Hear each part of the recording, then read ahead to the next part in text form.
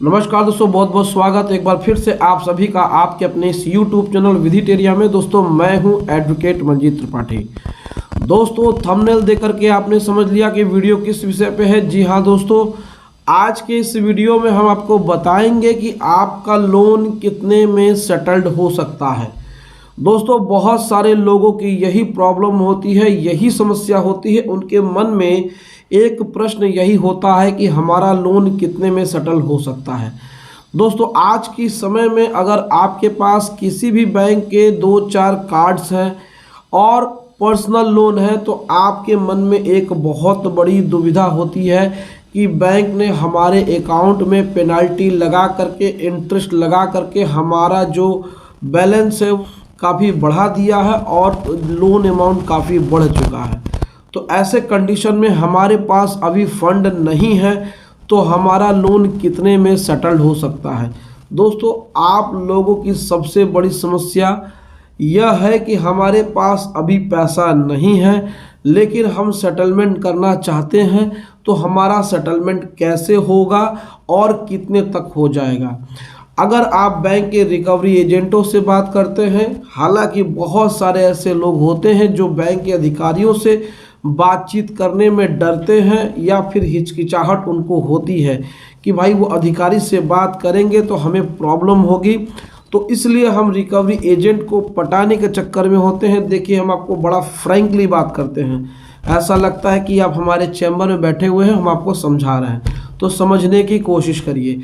आप लोग क्या करते हैं कि रिकवरी एजेंट को मस्का पानी लगाने लगते हैं। रिकवरी एजेंट आपके घर पे आते हैं या फिर आपसे कहीं भी मार्केट में मिलते हैं तो आप उनसे घुल मिल जाते हैं। आप लोग उनके डिमांड्स को पूरी करते हैं। कुछ लोग उसमें बहुत सारे डिमांड्स करते हैं, कुछ लोग वाइन शराब की भी डिमांड करते हैं, कुछ लोग डिमांड करते हैं कि मेरे को ये चाहिए वो पैसा चाहिए। तो आप लोग ये सोचते हैं कि ये हमें परेशान न करे तो इसकी डिमांड्स को हम पूरी करते रहें और आप उसको पटाने के चक्कर में हो जाते हैं कि ये हमारा पैसा कम करा देगा। और वो रिकवरी एजेंट बार बार आपको यही लालच देता है कि अरे आप टेंशन मत लीजिए, हम आपके पैसे को कम करा देंगे, कम में सेटलमेंट करा देंगे। ऐसा कभी नहीं होता है। ये जो पैसा है वो रिकवरी एजेंट के ससुर जी का नहीं है, आप बात को समझ लीजिए। देखिए हम बहुत ही फ्रैंकली आज आपको कह रहे हैं क्योंकि आपके मन में ये जो डिस्टर्बेंस है इसको हम दूर करना चाहते हैं, रिलैक्स आपको फील कराना चाहते हैं, इसलिए हम आज ऐसी बातें कर रहे हैं। क्योंकि ये जो रिकवरी एजेंट होते हैं पैसा कम करवाने के नाम पे आपसे पैसे भी ऐंठते हैं, आपसे खर्चा पानी भी कराते हैं और आपको टेंशन भी देते हैं। तो इनके सबसे पहले तो इनके बस में कुछ नहीं होता है कि वो आपके लोन अमाउंट को कम करा दें। एक बात आप हमेशा माइंड को याद रखिए, आप हमेशा माइंड में इस बात को खोल करके रख लीजिए कि रिकवरी एजेंट के कंट्रोल में मैनेजर नहीं है। ये रिकवरी एजेंट एक प्राइवेट कंपनी के एजेंट्स होते हैं जो कमीशन बेस्ड होते हैं।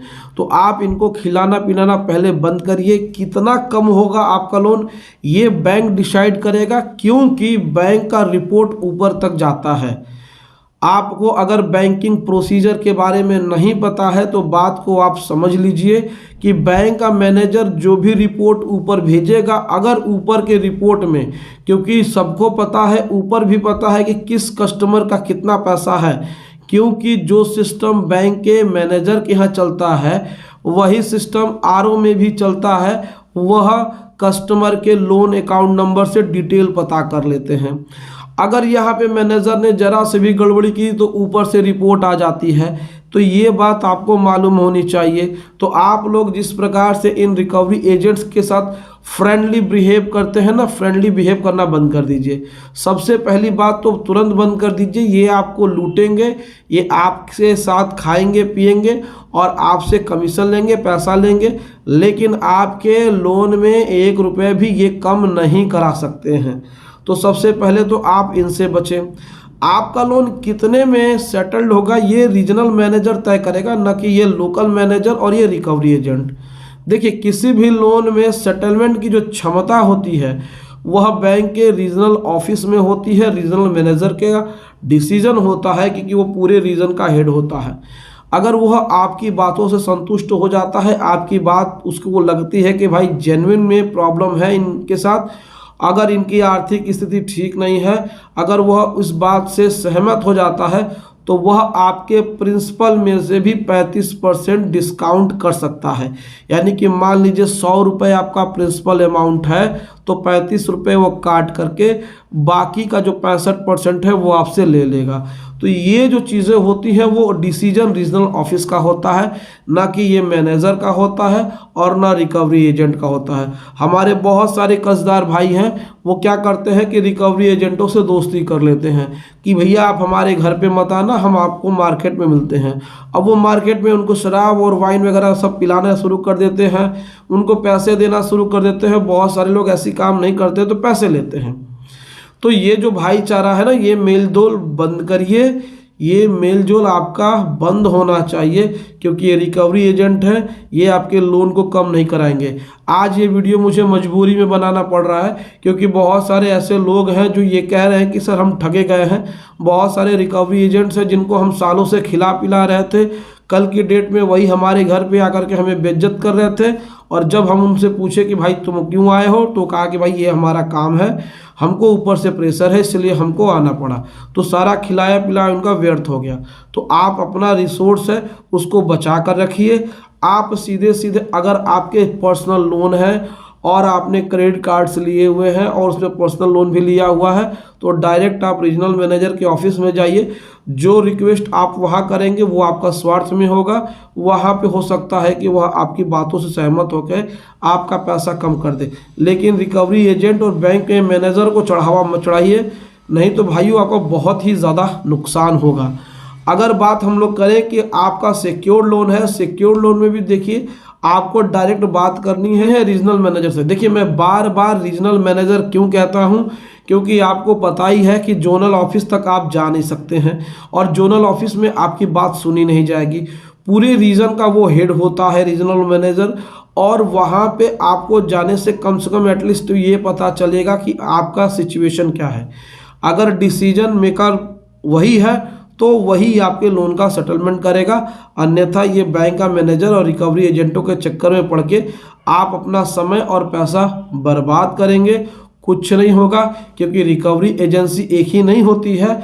बैंक के पास 4, 5, 6 रिकवरी एजेंसियां होती हैं जो इनसे टाई अप करके लोन का रिकवरी कराती हैं। अगर कोई एक प्राइवेट एजेंसी अगर वो काम नहीं कर पाती है तो बैंक दूसरे को देता है अपना काम। तो आप हमेशा याद रखिए कि ये आपके रिकवरी एजेंट कभी भी परमानेंट नहीं होते हैं और ना ही ये बैंक का मैनेजर। ये बैंक का मैनेजर जो होता है उसका साल भर 9 महीने 6 महीने पे एक बार ट्रांसफ़र जरूर होता है। इसके पीछे का रीज़न यही है कि अगर कोई भी ब्रांच मैनेजर एक जगह 3 साल रह गया तो समझ लीजिए कि कहीं ना कहीं वो करप्ट हो जाएगा, वो बैंक का अहित ही करेगा, बैंक का हित नहीं करेगा। क्योंकि जब वो लोकल हो जाता है तो फिर वो बैंक का नुकसान करना शुरू कर देता है।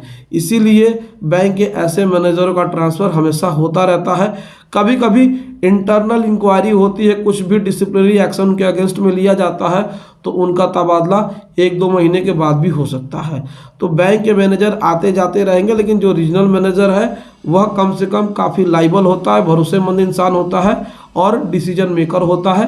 तो आप उसके पास जाकर के अपने लोन का सेटलमेंट कराइए। इनके चक्करों में ना पड़े, इनके चक्कर में पड़ेंगे तो आपका नुकसान बहुत ज़्यादा हो जाएगा और फिर आप अपना नुकसान करके फिर किसी से इसी तरीके से कहेंगे तो वो कहेगा कि आपको इनके चक्कर में नहीं पड़ना चाहिए था। तो दोस्तों हमेशा याद रखिए कि बैंक के मैनेजर और रिकवरी एजेंट के चक्कर में न पड़े। आपका लोन कितने में सेटल्ड होगा वह आपका रीजनल मैनेजर तय करेगा। दोस्तों यह वीडियो आपको कैसी लगी आप हमें कमेंट करके ज़रूर बताएं। वीडियो अच्छी लगी हो वीडियो को लाइक ज़रूर करिएगा, इसे अपने दोस्तों और रिश्तेदारों में शेयर कर दीजिएगा और हमारे चैनल को सब्सक्राइब करके हमें सपोर्ट ज़रूर प्रदान करिएगा।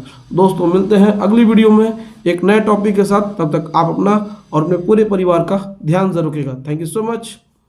जय हिंद दोस्तों।